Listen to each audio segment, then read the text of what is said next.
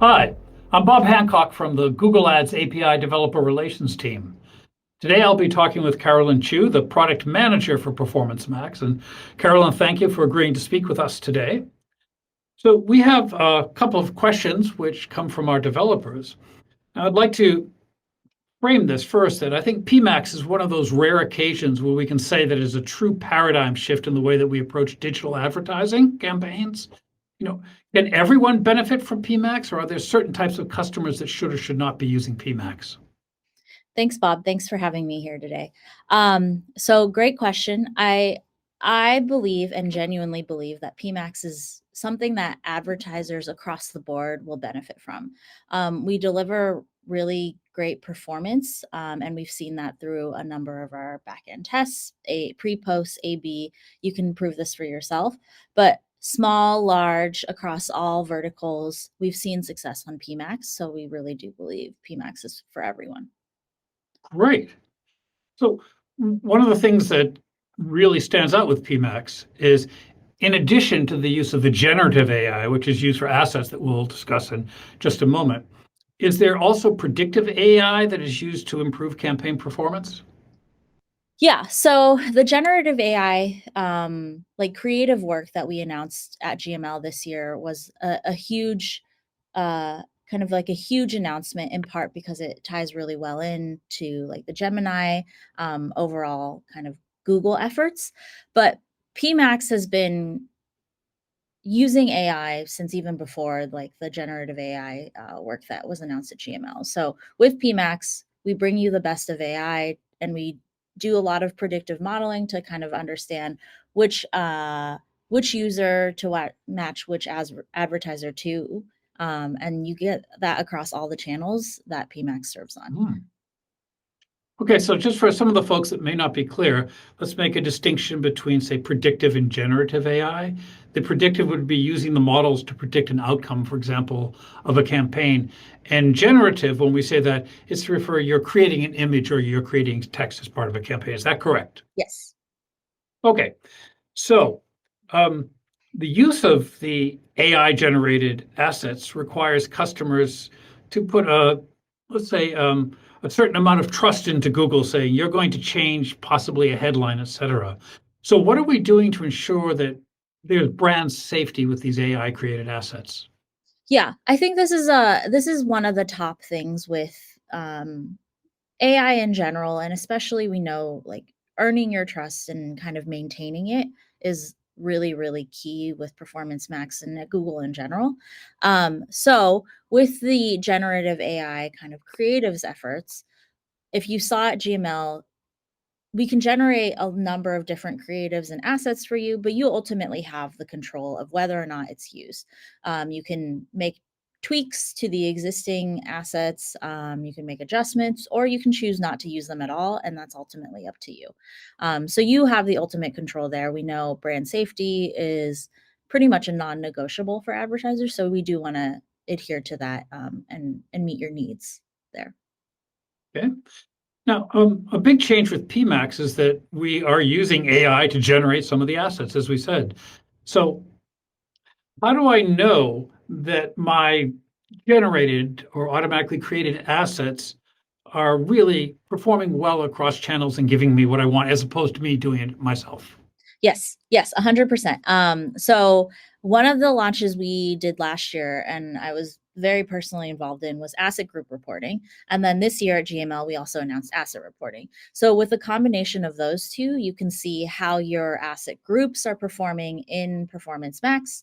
The best practice there is to add more assets and asset groups to kind of up to the limits to kind of help the AI learn where to target and what performs well versus not. And then the asset reporting that we just announced will have asset level details of what's performing well and what's not. So your generative assets that you decide to use should be in that report.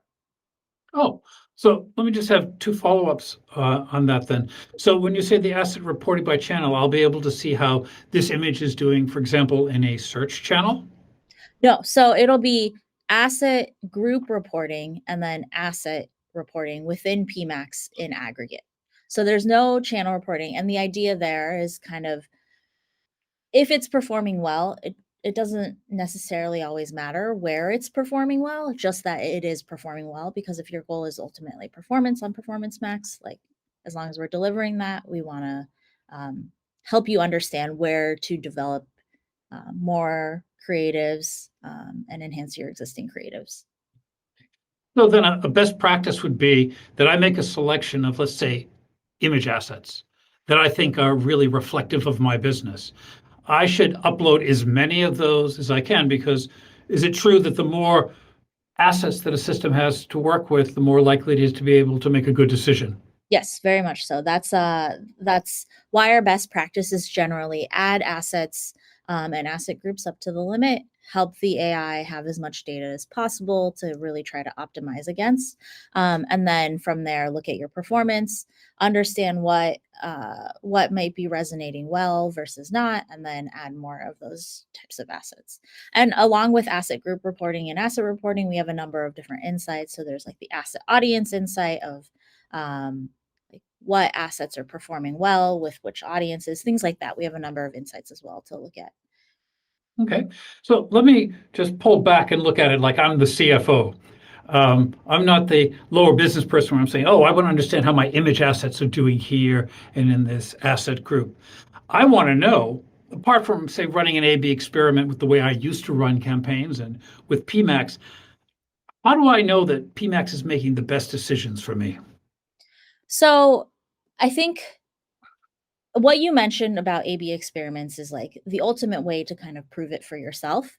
You also have pre-posts that you can do as well. But I think PMax does have a number of inputs that you can provide with to really guide the automation and also to ensure that we're adhering to your brand safety needs. So there's the content suitability. There's kind of content suitability guidelines. We have placement reporting. You can add placement exclusions. If your goal is like targeting new customers, we have new customer acquisition. We have a number of new kind of areas we're working on in that space to really represent your goals. So I think the main thing is make sure your goals are represented correctly in your Performance Max campaign. Use all the inputs that we have available to you to understand that. Then look at the reporting, asset group reporting, and the insights to see how it's actually doing relative to what the inputs you provide are.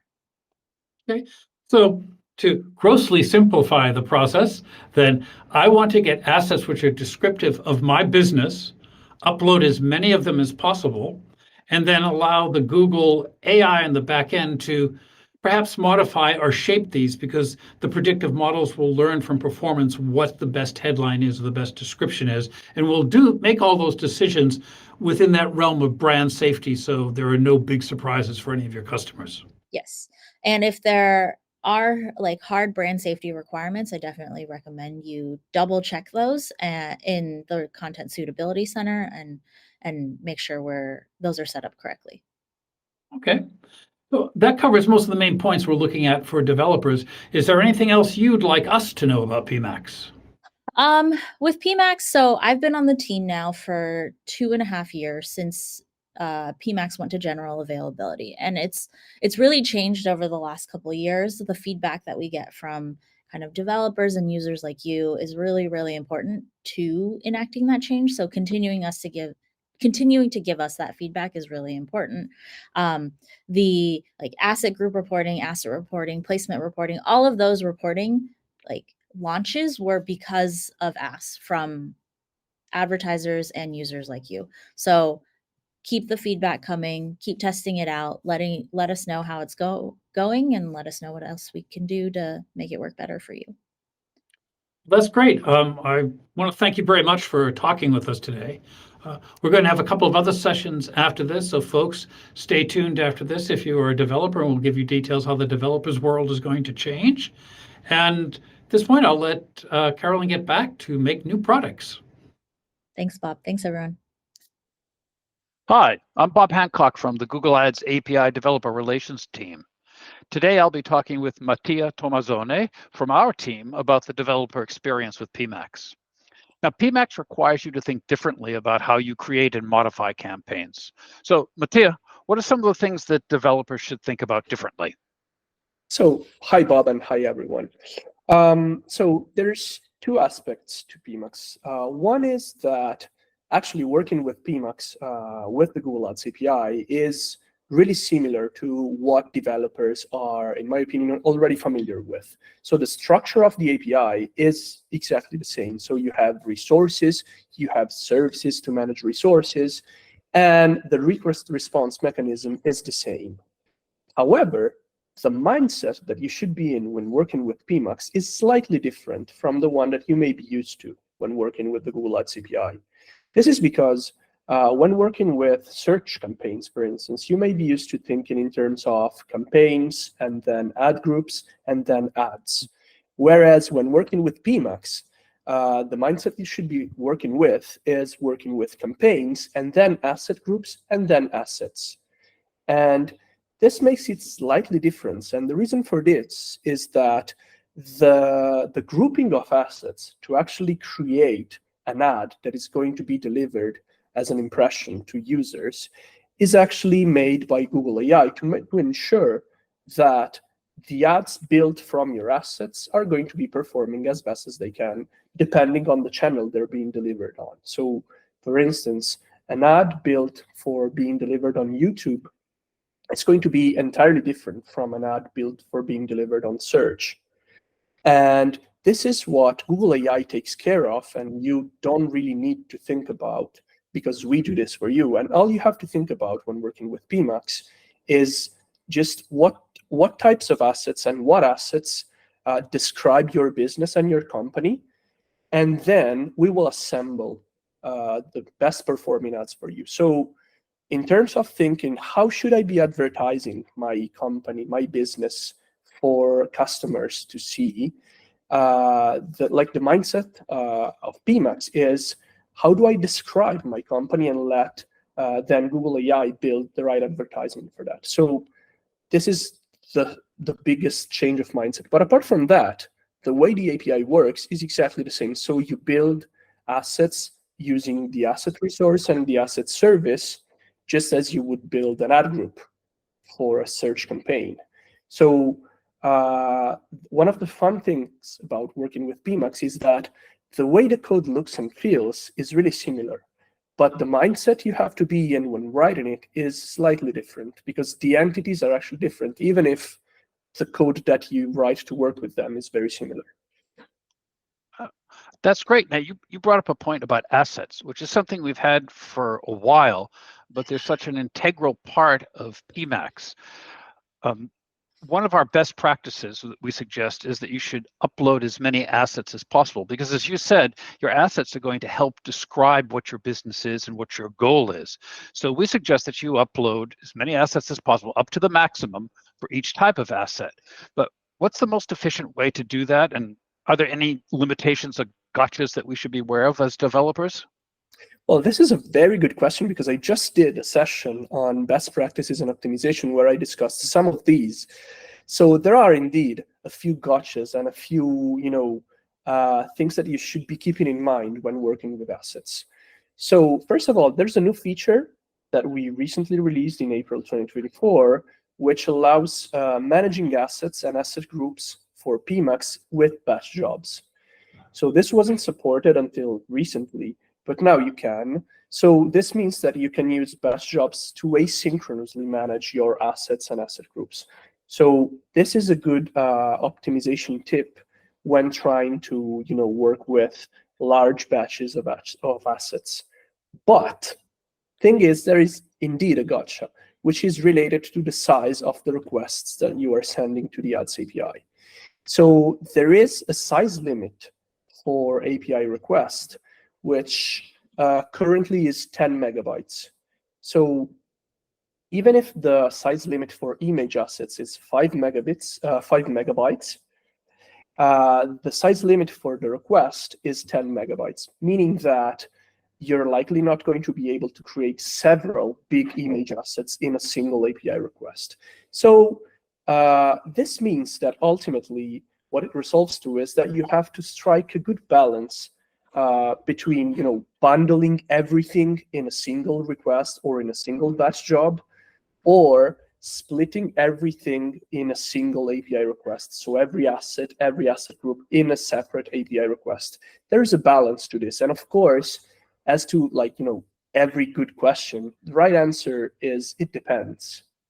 So the two extremes are, bundling everything in a single request, which may or may not work according to the size limit that we just discussed, or having each request separate from each other, so doing everything in a single request, and these are the two extremes. And of course, the right way is somewhere between these two extremes, but where exactly it sits may depend on how your assets look like, what types of assets they are. So if you have a lot of text assets rather than image assets, of course, the answer is going to vary. So this is a very good question in that it doesn't have a very definite answer. The answer to this is it depends. And what I can suggest to this is actually to try to find where the right balance for you is, and then also keep an eye on monitoring how your requests go, and see if you can actually update this balance over time, because it's also going to vary according to how your campaigns are going, on what you want to do with your campaigns, for instance. Okay. So I'm taking from this that this is the size limit, I would say, and batch job is primarily a problem if you have extremely large images. If you're using text objects, we limit those in size. I think you're unlikely to hit the 10 megabyte limit for batch job requests. Would that be a valid statement?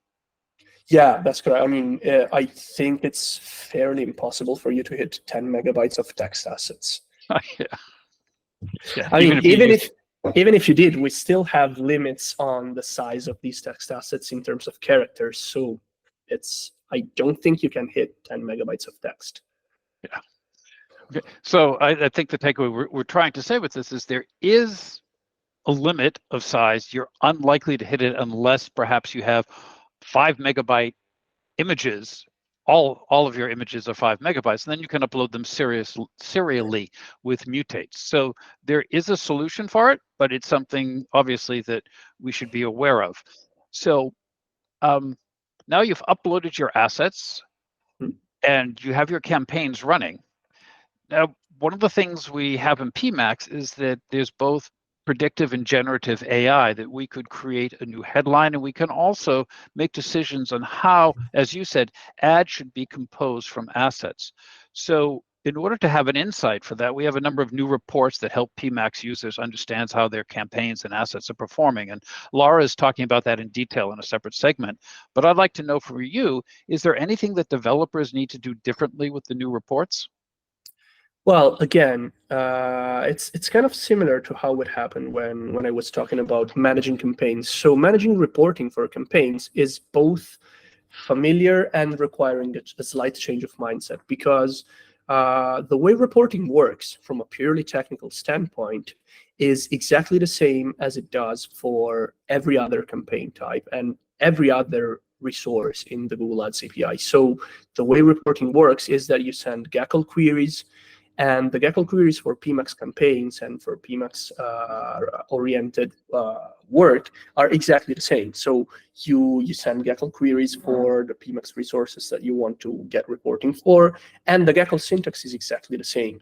So you have familiar concepts like date segmentations, metrics, and stuff like that, which makes it so that the API experience is actually pretty coherent, in that you don't have anything that looks like entirely unexpected when working with PMax. However, there's also the same mindset shift that you have to be working with when working with PMax. So you have to reason in terms of assets and asset groups rather than in terms of ads and ad groups. So this is the main difference. And again, reporting with PMax is also slightly different, because, as you mentioned, we have predictive and generative AI creating assets also, which means that there are some reporting features that give you reporting and metrics, for instance, only at the asset group level or only at different levels of granularity. So this means that the level of granularity that you have with PMax is maybe slightly different than the one you're used to, but still, the whole gist of reporting in general is that we want to offer you as many insights as possible to make sure that you can optimize your campaigns. But also, when working with PMax, there's also a part where you also have to understand that some of these workings that PMax deals with are managed by Google AI, and what you get is the result of how Google AI manages your ads, and you get how the ads generated by Google AI are actually performing. So you will not get maybe how individually each asset is performing, but you get the result of the ads built from those assets. Okay, so I think there's two things that I'm taking away from it, and it's been a consistent theme, is that the programming structure is either very similar or the same that everyone is used to, so there's not a big paradigm shift. In fact, there's virtually no shift whatsoever. It works the same way. The shift is really in the way that you think about what you're programming for, that as opposed to individual ads and perhaps creatives that you created yourself, you have assets and you think in terms of asset groups as opposed to individual ads. Give Google the components that you would like to use, and then the reporting will let you know how they are performing over a period of time. So to help with that, we have examples for some of the PMax specific operations in our client libraries. And I bring it up because I'm always surprised when I talk to people who are just starting out that they're not aware that we have client libraries in several programming languages. And part of the client libraries is we have an entire directory of examples. Then we encourage, obviously, developers to use our client libraries. Can you talk about some of the advantages of using our client library as opposed to rolling it on yourself? Sure thing. So first of all, we offer 6 different client libraries. We have one for Java, one for Python, we have one for PHP, and then we also have Ruby, .NET, and Perl. So if you're working in one of these 6 languages, basically what you get from the client libraries is that most of the hard work and the boilerplate is already being handled for you. So for instance, like authentication, which is one of the parts where developers tend to struggle a bit, is already handled by the client libraries. So you just have to put your credentials in a configuration files or in environment variables, and the client libraries deal with authentication for you. And they basically take away the complexity of dealing with OAuth from you, or at least most of it. And then you also get some interesting features from client libraries. Say, for instance, you have logging for request and response bodies, which is very helpful when you are debugging what's happening in your interactions with the API. And that's really helpful also when you want to engage, for instance, with support. Because if you're having issues with the API and the API doesn't behave the way you're expecting, and you want to share this behavior with API support, having logged the request and response bodies is extremely helpful because you're able to describe exactly what's going on and what you're expecting.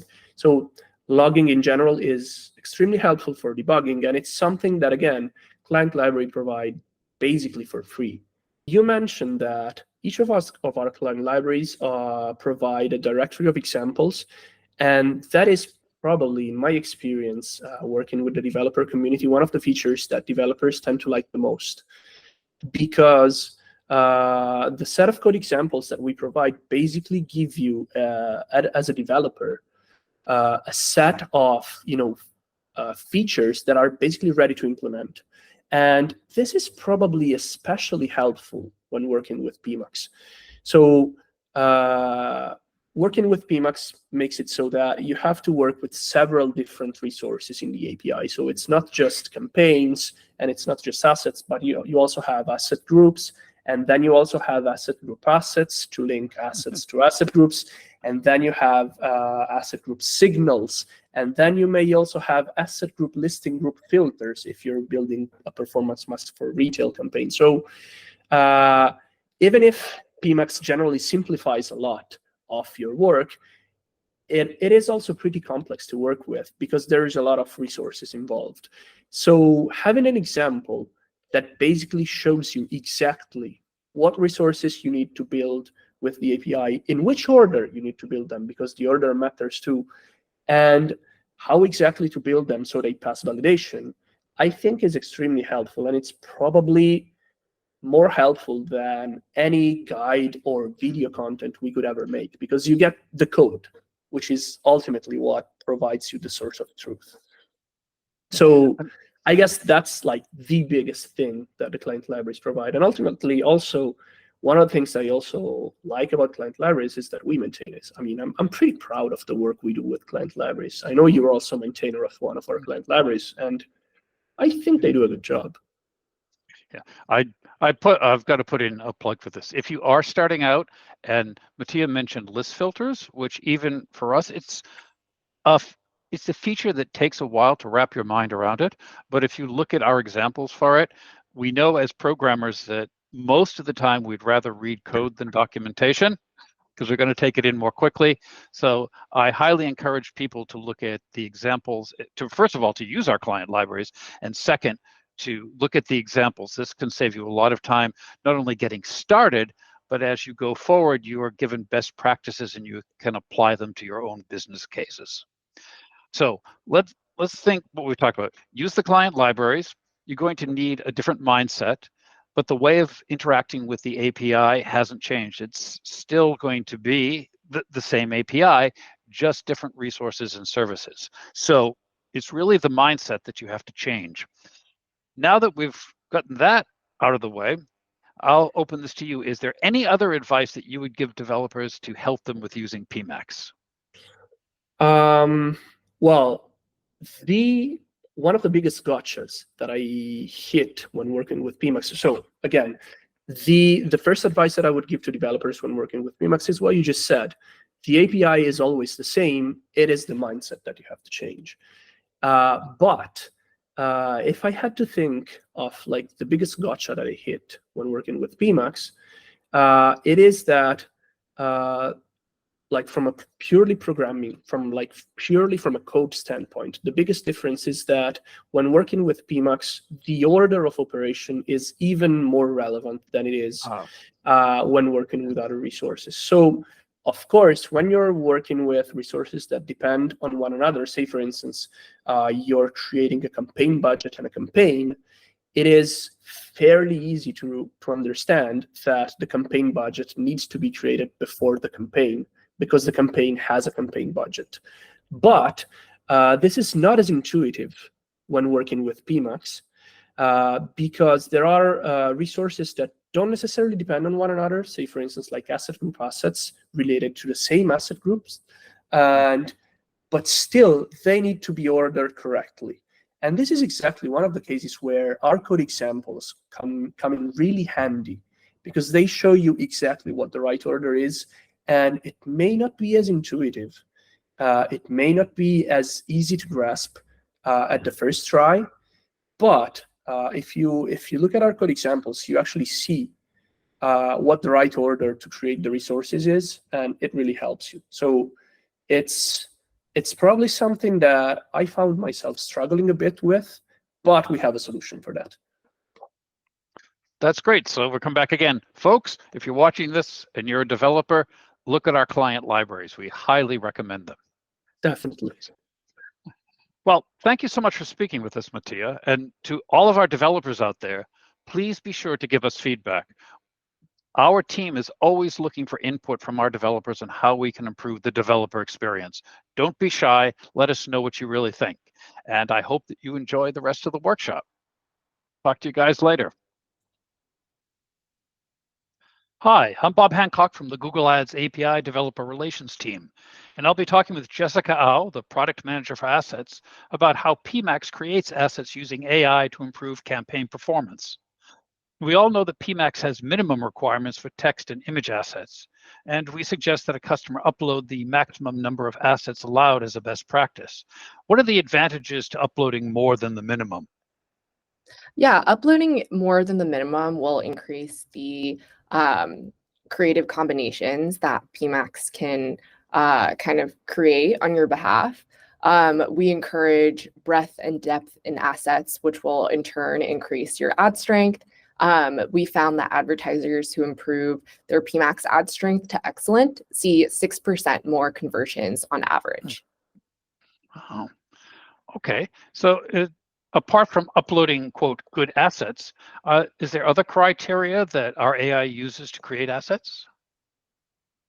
Yeah, so we take the assets that you upload as a first input, and then we mix and match these assets in creatives across channels that Performance Max serves on. And AI can do more with these assets as well. We have automatically created assets for text, for example, that can optimize text assets based on the assets that you upload, your landing page, and a given serving context so that we can create the most performant creatives possible. For images and videos, we're introducing new AI-powered enhancements as well. Something coming later this year is automatic trimming of your advertiser uploaded videos.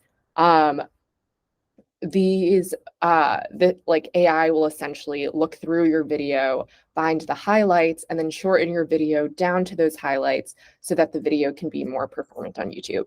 And that's just kind of like the surface of new like AI powered automation techniques that we're using to increase performance.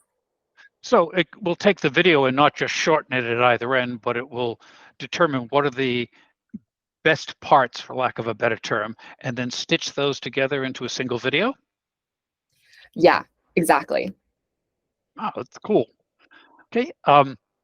Now, when you upload assets, and you mentioned also too that we look at your landing page, so that implies that we're looking to understand your business, so that we're not just looking at text and creating something that's similar, but something which is descriptive of your business and your goals. Is that a correct assumption?